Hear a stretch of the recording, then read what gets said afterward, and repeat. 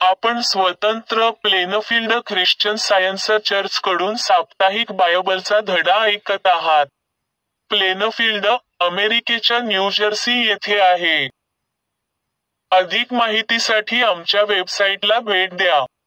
www.plainfieldcs.com. हा धडा आहे रविवारी 19 ऑक्टोबर 2025. विषय: प्रायश्चित्त सिद्धांत. सोनेरी मजकूर. प्रेषितांची कृत्ये. आम्ही त्याच्यासह राहतो, आम्ही त्याच्यासह चालतो, आम्ही त्याच्यासह आहोत. उत्तरदायी वाचन. रोमकरांस. यासाठी की तुम्ही पापाच्या वाईट वासना पाळाव्यात म्हणून पापाने तुमच्यावर राज्य करू नये, आणि अनितीची साधने व्हावीत म्हणून तुम्ही आपल्या शरीराचे अवयव पापाच्या स्वाधीन करू नका. त्याऐवजी तुम्ही जे मरणातून उठविलेले लोक व जे आता जिवंत आहात ते आपणाला देवाच्या स्वाधीन करा. आपल्या शरीराचे अवयव नीतीची साधने व्हावीत म्हणून देवाच्या स्वाधीन करा. पाप तुम्हांवर राज्य करणार नाही, कारण तुम्ही नियमशास्त्राधीन नाही तर देवाच्या कृपेच्या अधीन आहात. तर मग आपण काय करावे? आपण नियमशास्त्राधीन नसून देवाच्या कृपेच्या अधीन आहोत म्हणून पाप करावे काय? खात्रीने नाही. तुम्हाला माहित नाही काय की जेव्हा तुम्ही स्वतःला आज्ञापालना करता एखाद्याच्या स्वाधीन करता तर ज्याची आज्ञा तुम्ही पाळता त्याचे गुलाम आहात. तुम्ही पापात चालू शकता किंवा देवाची आज्ञा पाळू शकता. पापांमुळे आध्यात्मिक मरण येते, पण देवाची आज्ञा पाळल्याने तुम्हाला नीतिमत्व मिळते. पूर्वी तुम्ही पापाचे गुलाम होता. पाप तुम्हाला काबूत ठेवीत होते. पण देवाचे उपकार मानू या की ज्या गोष्टी तुम्हाला शिकविल्या गेल्या त्या तुम्ही पूर्णपणे पाळल्या. तुम्हाला पापांपासून मुक्त केले गेले आणि नीतिमत्वाचे गुलाम करण्यात आले. धडा उपदेश. बायबलपासून. स्तोत्रसंहिता. ज्याच्या अपराधांना क्षमा केली गेली आहे तो अत्यंत सुखी आहे, ज्याचे अपराध पुसले गेले आहेत तो फार सुखी आहे. परमेश्वर ज्याला निरपराध म्हणतो तो सुखी आहे. जो स्वतःचे गुप्त अपराध लपवित नाही तो सुखी आहे. स्तोत्रसंहिता. परमेश्वरा, आम्हाला वाचव आणि तू आमच्यावर प्रेम करतोस ते दाखव. परमेश्वर देव काय म्हणाला ते मी ऐकले. तो म्हणाला की त्याच्या लोकांसाठी येथे शांती असेल, जर ते त्यांच्या मूर्ख जीवन पद्धतीकडे परत वळले नाहीत तर त्याच्या भक्तांना शांती लाभेल. देव लवकरच त्याच्या भक्तांना वाचवील. आम्ही परतमानाने आमच्या जमिनीवर राहू. देवाचे खरे प्रेम त्याच्या भक्तांना भेटेल. चांगुलपणा आणि शांती त्यांचे चुंबन घेऊन त्यांचे स्वागत करील. पृथ्वीवरचे लोक देवाशी प्रामाणिक राहतील आणि स्वर्गातला तो देव त्यांच्याशी चांगला वागेल. परमेश्वर आपल्याला खूप चांगल्या गोष्टी देईल. जमीन खूप चांगली पिके देईल. देवाच्या समोर चांगुलपणा जाईल आणि त्याच्यासाठी मार्ग तयार करील. मत्तय. आपल्या भोवती खूप लोक आहेत हे येशूने पाहिले तेव्हा त्याने त्यांना सरोवराच्या पलीकडे जाण्याची आज्ञा केली. मत्तय.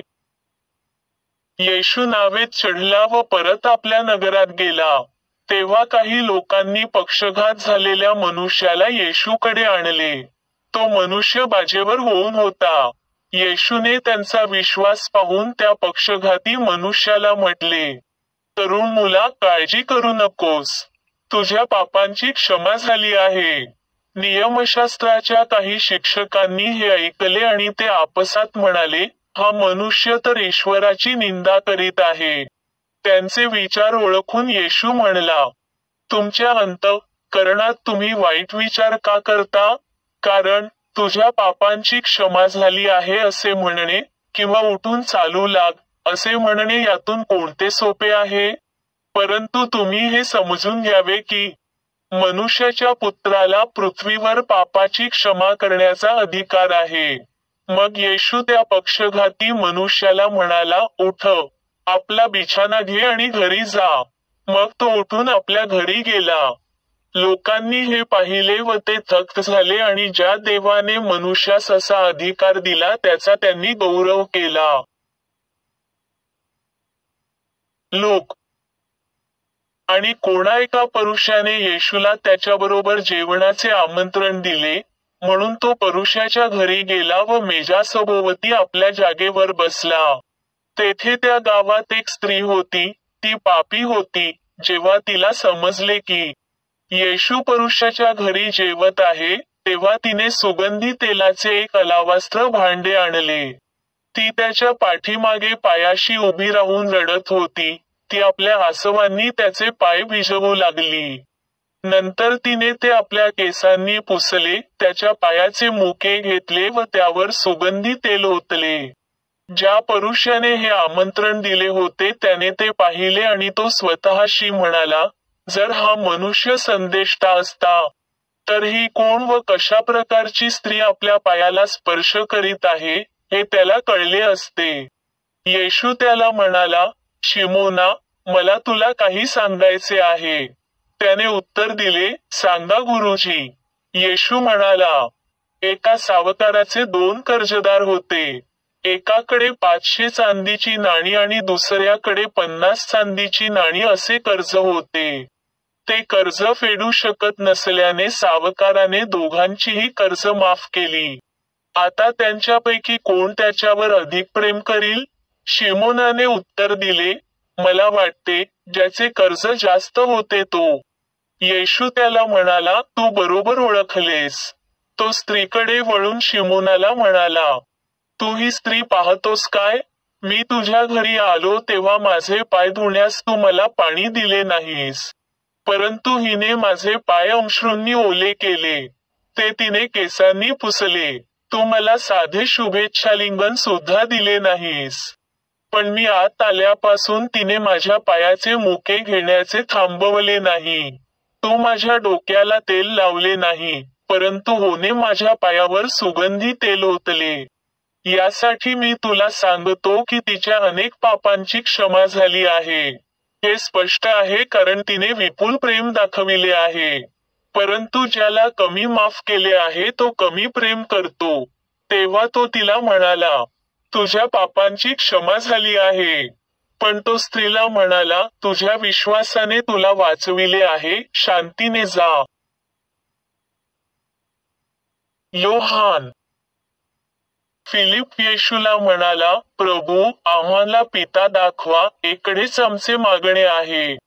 येशूने त्याला म्हटले, फिलिप्पा, मी इतका वेळ तुमच्याजवळ असताना तू मला ओळखले नाहीस काय? ज्याने मला पाहिले आहे त्याने पित्याला पाहिले आहे, तर मग आम्हाला पिता दाखव असे तू कसे म्हणतोस? मी पित्यामध्ये आहे व पिता माझ्यामध्ये आहे असा विश्वास तू धरत नाहीस काय?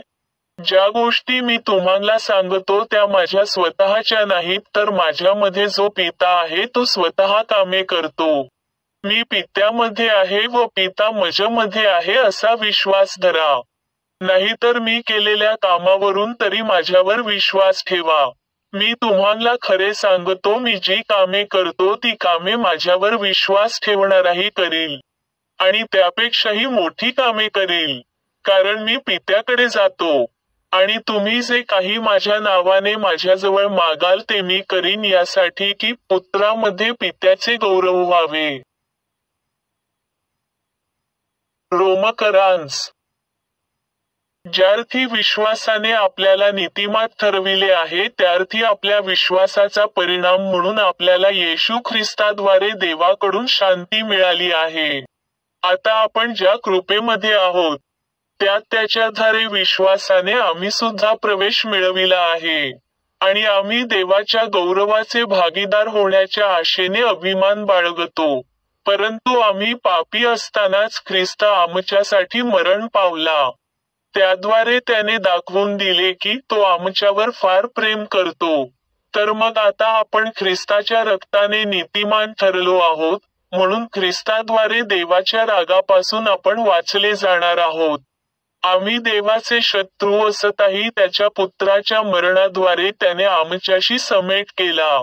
त्यामुळे आता आम्ही देवाचे मित्र असल्यामुळे देव आम्हाला त्याच्या पुत्राच्या जीवनाद्वारे रक्षील.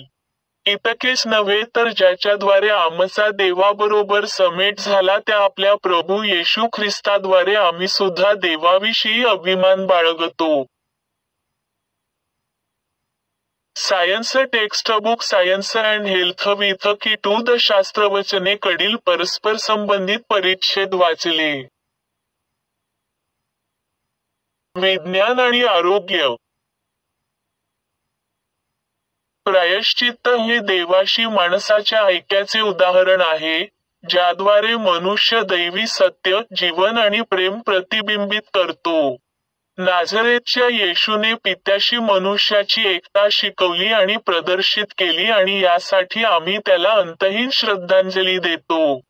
त्यांचे ध्येय वैयक्तिक आणि सामूहिक होते.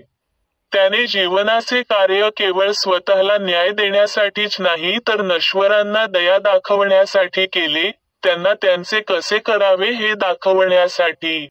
परंतु त्यांच्यासाठी ते करू नये किंवा त्यांना एका जबाबदारीतून मुक्त करू नये. ख्रिस्ताचे प्रायश्चित्त मनुष्याला देवाशी समेट करते, देव मनुष्याशी नाही.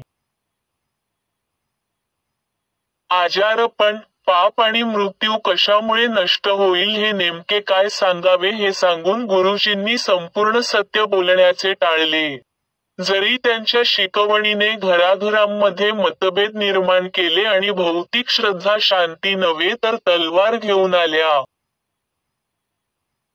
पश्चात्तापाची आणि दुःखाची प्रत्येक वेदना, सुधारणेसाठी प्रत्येक प्रयत्न, प्रत्येक चांगले विचार आणि कृती, आपल्याला येशूचे पापाचे प्रायश्चित्त समजून घेण्यास आणि त्याच्या परिणामकारकतेस मदत करेल.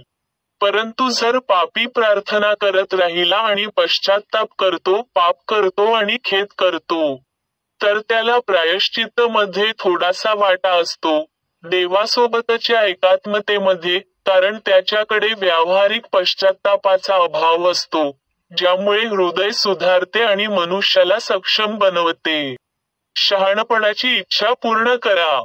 जे दाखवू शकत नाहीत, किमान अंशतः, आपल्या गुरुच्या शिकवणी आणि आचरणाचे दैवी तत्त्व, त्यांचा देवामध्ये काही भाग नाही. त्याच्या आज्ञा मोडून जगत असल्यास, देव चांगला असला तरी आपल्याला सुरक्षितता वाटू नये. प्रेम आपल्याला मोहातून सोडवण्यासाठी घाई करत नाही, कारण प्रेमाचा अर्थ असा आहे की आपण प्रयत्न केले आणि शुद्ध केले जाईल. त्रुटीपासून अंतिम सुटका, ज्याद्वारे आपण अमरत्व, अमर्याद स्वातंत्र्य आणि पापरहित अर्थाने आनंदित होतो. फुलांच्या मार्गाने किंवा दुसऱ्याच्या दुष्ट प्रयत्नांशिवाय एखाद्याच्या विश्वासाला जोडूनही पोहोचत नाही. जो कोणी मानतो की क्रोध धार्मिक आहे किंवा देवत्व मानवी दुःखाने शांत होते, त्याला देव समजत नाही.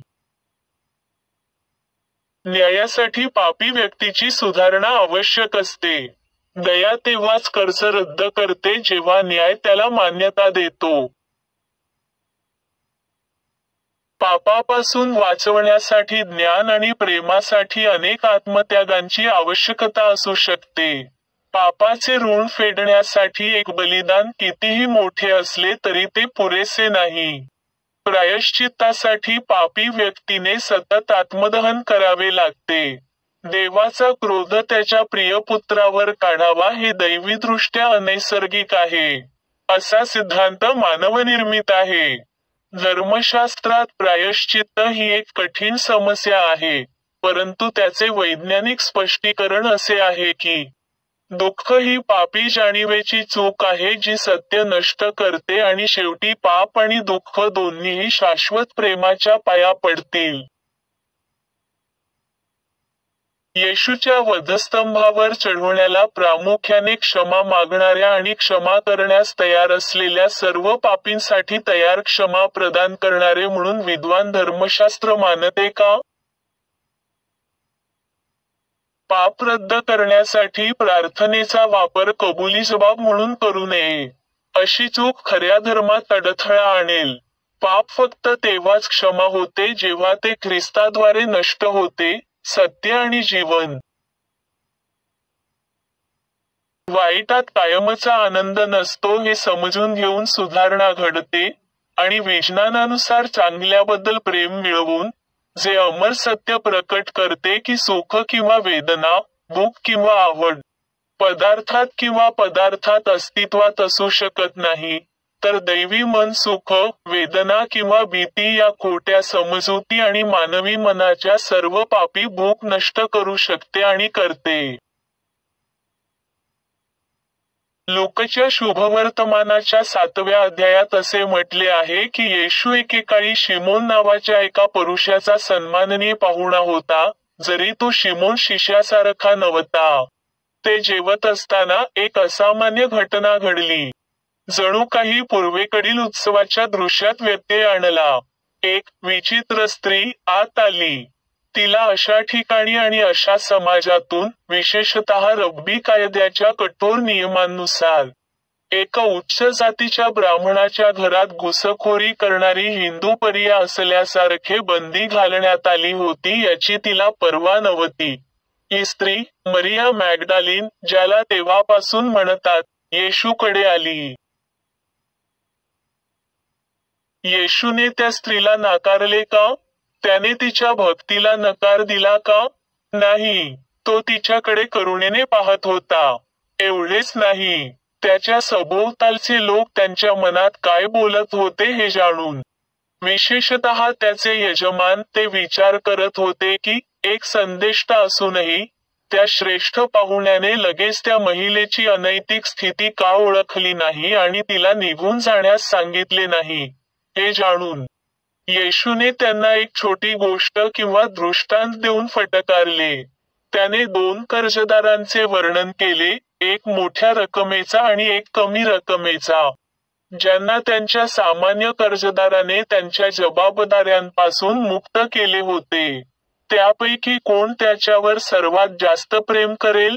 हा गुरुचा परुषी शिमोनाला प्रश्न होता, आणि शिमोनने उत्तर दिले, ज्याला त्याने सर्वात जास्त क्षमा केली तो. येशूने उत्तर मान्य केले आणि अशा प्रकारे सर्वांना धडा शिकवला. त्यानंतर त्या महिलेला तुमच्या पापांची क्षमा झाली आहे, अशी उल्लेखनीय घोषणा केली. त्याने तिच्या दैवी प्रेमाच्या ऋणाचा सारांश असा का दिला?